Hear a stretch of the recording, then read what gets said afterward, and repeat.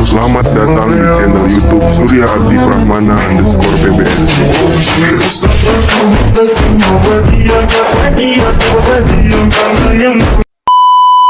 Jangan lupa like, komen, share, dan subscribe. Assalamualaikum warahmatullahi wabarakatuh. Perkenalkan, nama saya Surya Abdi Prahmana dengan nomor induk mahasiswa 2105111668. Saya akan mempraktikkan cara mengajar mata pelajaran bahasa Indonesia untuk tingkatan sekolah menengah atas. Adapun metode yang saya gunakan adalah ceramah, diskusi, dan juga tanya jawab. Sedangkan media yang saya gunakan adalah aplikasi Google Meeting, dan perangkat pembelajaran yang saya gunakan adalah Salindia atau Microsoft PowerPoint. Berikut adalah video praktik cara mengajar mata pelajaran bahasa Indonesia untuk tingkat sekolah menengah atas. Baiklah teman-teman semuanya, Assalamualaikum warahmatullahi wabarakatuh. Pada kegiatan kali ini kita akan membahas mengenai materi pantun. Di sini sudah saya persiapkan materi pantun. Yang pertama kita akan membahas mengenai pengertian dan ciri-ciri pantun. Mungkin adik-adik dan teman-teman semua di sini sudah sering mendengar istilah pantun ya, dari SD, SMP, SMA, bahkan di dunia perkuliahan nanti ataupun hingga kita dewasa dan berumah tangga itu juga istilah pantun ini sangat erat sekali dengan kehidupan kita sehari-hari. Pantun berasal dari kata petuntun, yang dalam bahasa Minang mempunyai arti petuntun. Dalam bahasa Jawa ternyata pantun dikenal dengan istilah parikan, sedangkan dalam bahasa Sunda pantun dikenal sebagai paparikan. Bahasa Batak juga mengenal pantun sebagai umpasa atau dibaca dengan upasa. Nah, bagaimana menurut Kamus Besar Bahasa Indonesia atau yang kita kenal dengan KBBI? Pantun adalah bentuk puisi Indonesia dalam kategori Melayu. Mengapa di situ ada kategori Melayu? Karena memang asal pantun tersebut berasal dari daerah Melayu. Walaupun ada banyak sekali daerah yang mengenal istilah pantun. Suku-suku lain seperti Madura, Sunda, Jawa, Batak, dan lain sebagainya. Namun pantun sendiri itu asalnya dari Melayu, sehingga dikaitkan dengan suku Melayu. Kemudian tiap bait atau kuplet itu biasanya terdiri atas 4 baris yang bersajak A, B, A, B. Walaupun nanti boleh ada sajaknya A, A, B, B. Kemudian kita masuk kepada ciri-ciri pantun. Di antaranya adalah yang pertama terdiri dari 4 baris atau 4 larik. Ini sudah istilah umum, ciri-ciri umum yang mungkin teman-teman dan adik-adik semua sering dengar di bangku sekolah. Kemudian yang kedua, setiap baris terdiri dari 8 sampai dengan 12 suku kata. Kemudian kata di akhir baris itu bersajak ABAB atau AAAA. Baris pertama dan kedua dinamakan sampiran, yaitu pengantar awal pantun menuju isi pantun. Selanjutnya, baris ketiga dan keempat merupakan isi dari pantun yang bersangkutan. Sampiran dan isi merupakan hal yang terpisah, biasanya tidak saling berhubungan. Jadi, di sampiran itu biasanya yang dikaitkan dalam isi pantun sendiri itu adalah tidak berkaitan dengan makna atau maksud dari pantun yang disajikan. Misalnya pantun nasihat, pantun jenaka, dan lain sebagainya. Sehingga dia antara baris pertama dengan kedua itu saling berkaitan, tetapi baris ketiga dan keempat itu nanti keluar alurnya. Jadi baris pertama dan kedua, ketiga dan keempat itu beda, dia tidak sama. Pantun merupakan karya yang sifatnya anonim. Anonim itu artinya tidak diketahui siapa pembuatnya. Bukan tidak ada pembuatnya, tetapi tidak diketahui siapa pembuat dari sebuah pantun. Pantun merupakan karya yang sifatnya anonim karena tidak diketahui siapa pengarangnya. Jelas saja karena di setiap pantun yang dituliskan secara resmi itu tidak dituliskan nama pengarangnya, jadi tidak seperti lagu. Kemudian yang kedua kita masuk kepada jenis-jenis pantun. Yang pertama adalah berdasarkan sampiran pada baris pertama dan kedua pantun. Pantun berdasarkan sampirannya dibedakan menjadi yang pertama ada pantun mulia. Pantun mulia merupakan pantun yang mempunyai keterkaitan sampiran dan isi. Kata-kata yang diungkapkan pada sampiran merupakan adanya indikasi keterkaitan pada isi pantun. Kemudian yang kedua, pantun tak mulia. Nah, ini berdasarkan sampiran ya, bukan berdasarkan isi pantun. Kalau berdasarkan isi pantun, baris ketiga dan keempat itu nanti dibahas ke jenis pantun yang kedua. Pantun tak mulia merupakan pantun yang tidak mempunyai keterkaitan antara sampiran dan isi. Pantun ini adalah lawan dari pantun mulia yang sudah disebutkan di atas. Nanti contoh pantun kita bahas di bagian akhir. Kemudian yang kedua adalah berdasarkan isinya. Berdasarkan isinya, pantun dibedakan menjadi yang pertama ada pantun anak-anak. Nah, mungkin dari 10 jenis pantun yang ada di slide PowerPoint, mungkin semua teman-teman sudah pernah mendengar atau bahkan membuat ke 10 jenis pantun ini ya. Yang pertama ada pantun anak-anak, kemudian ada pantun persahabatan, pantun nasihat. Nah, untuk membedakannya tidak sulit kok teman-teman semua. Jadi kita bisa melihat di bagian baris ketiga dan keempat. Karena kalau sampiran itu mustahil kita bisa melihat perbedaan dari jenis pantun. Karena biasanya seluruh sampiran dari A sampai dengan Z itu sampai dengan J, mohon maaf, itu biasanya sama semua jenis sampirannya, yaitu sampiran yang tidak berkaitan dengan isi pantun. Jadi untuk melihat perbedaan jenis pantun berdasarkan isinya itu biasanya dilihat dari baris ketiga dan keempat, tergantung isi pantun yang disajikan. Kemudian yang keempat ada pantun agama.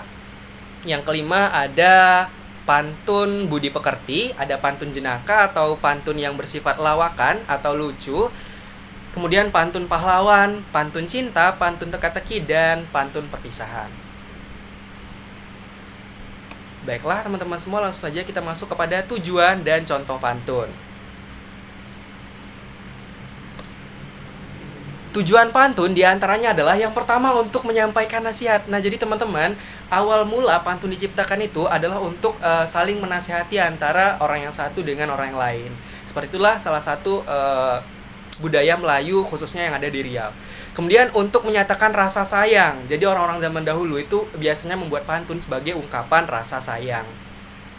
Untuk menyampaikan ajaran budi pekerti dan juga moral. Tak jarang biasanya di pantun nasihat itu diberikan nasihat-nasihat mengenai akhlakul atau cara bersosialisasi, berkomunikasi dengan orang yang ada di sekitar kita. Kemudian untuk kepentingan sosial dan juga untuk hiburan atau kejenakaan semata bagi masyarakat dan penikmatnya.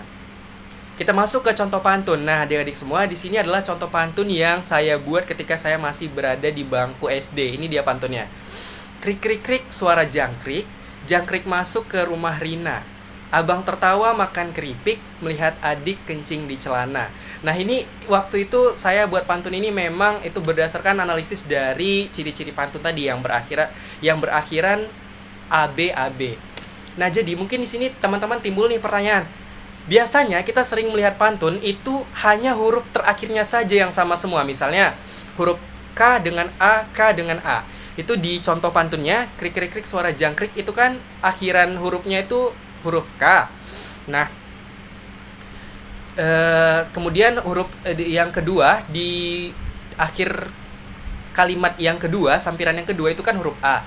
Nah, dimaksudkan di sini huruf kedua dari belakang kalimat itu harus sama dia dengan dengan larik yang ketiga gitu. Jadi kalau misalnya dia atasnya itu ik, maka misalnya dia baris yang pertama atau larik yang pertama itu diakhiri dengan suku kata ik, maka di baris yang ketiga itu harus ik juga. Jadi jangan hanya huruf yang terakhirnya saja yang sama, misalnya huruf K dengan huruf K. Jadi itu kalau misalnya dikatakan apakah pantun tersebut salah, nah ini saya jelaskan ya teman-teman. Di dunia ini itu ada 2 cabang ilmu. Yang pertama ada humaniora dan juga ada ilmu sains atau teknologi.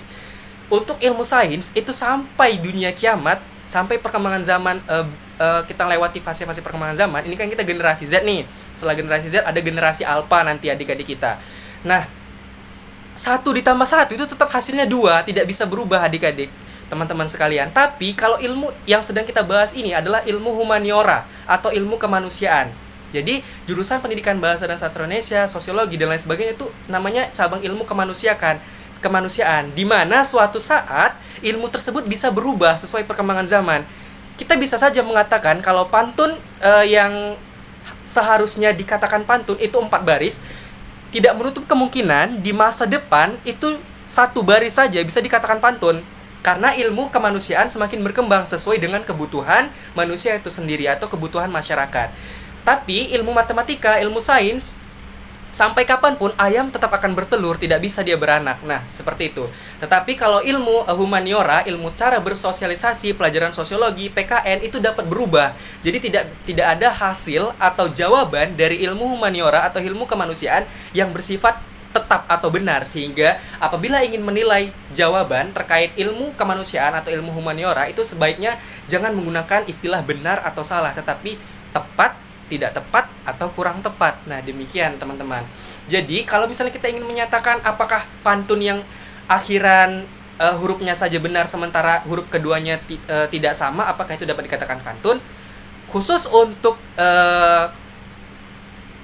zaman sekarang itu tidak bisa dikatakan sebagai pantun, tetapi tergantung eksistensinya dan keberadaan makna pantun tersebut di kemudian hari. Nah, demikian.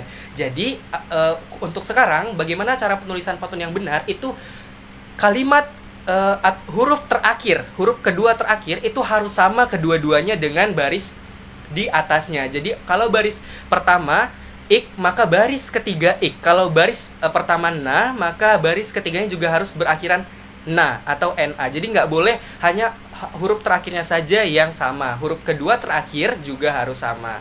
Demikian.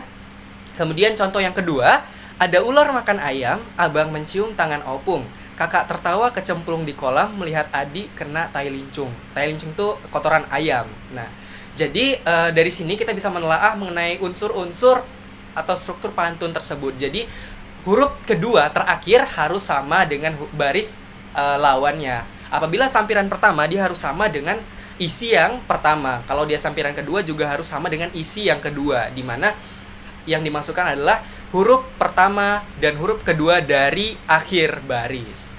Nah, kita masuk ke menelaah suku katanya. Tadi kan dibilang dikatakan harus 8 sampai dengan 12 suku kata. Kalau ada yang tidak mencukupi 8 atau dia lewat melebihi dari 12, maka tidak bisa dikatakan pantun. Tapi seperti yang saya katakan tadi, itu perkembangan zaman semakin maju, ilmu humaniora semakin berkembang. Kebutuhan manusia akan hiburan juga semakin berkembang. Jadinya mungkin bisa saja suatu saat istilah-istilah yang digunakan yang sekarang tidak dibolehkan, kemungkinan di masa depan akan dibolehkan, adik-adik semua.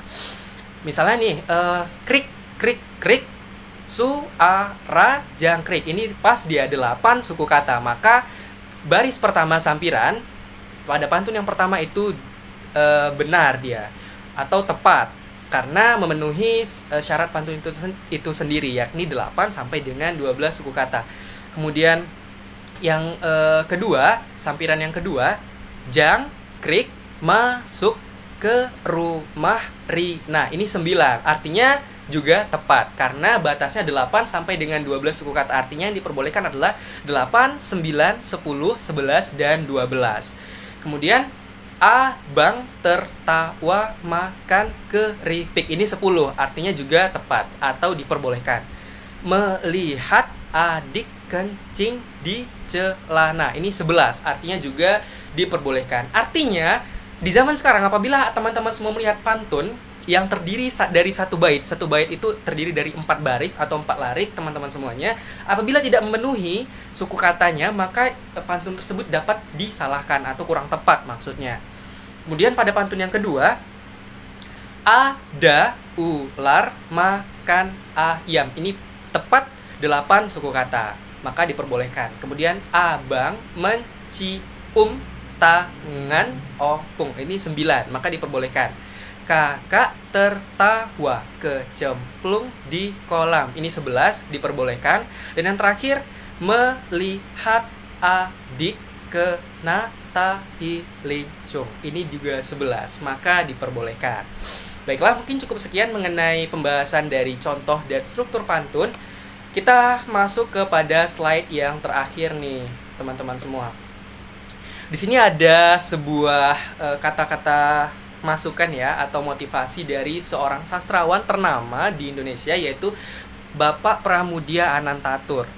Kalian boleh maju dalam pelajaran, mungkin mencapai deretan gelar kesarjanaan apa saja, artinya gelar apapun itu.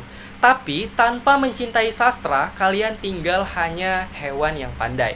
Nah, ini bukan perkataan dari saya, tetapi dari sastrawan, yakni Bapak Pramudia Anantatur. Terima kasih, baiklah demikian penjelasan materi dari saya mengenai pembahasan pantun pada hari ini.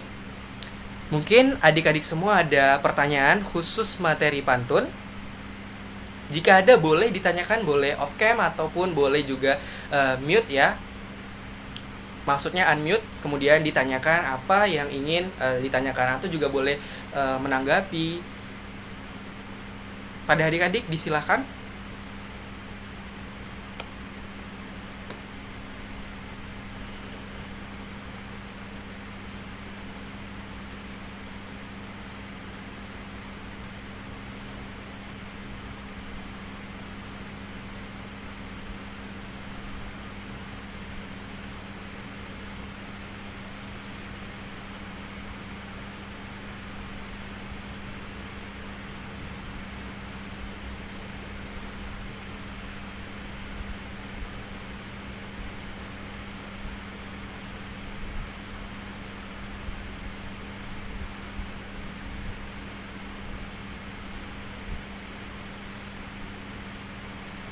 Baik, apabila tidak ada pertanyaan, kita tutup saja untuk materi pantun hari ini. Terima kasih atas perhatian adik-adik semua. Assalamualaikum warahmatullahi wabarakatuh.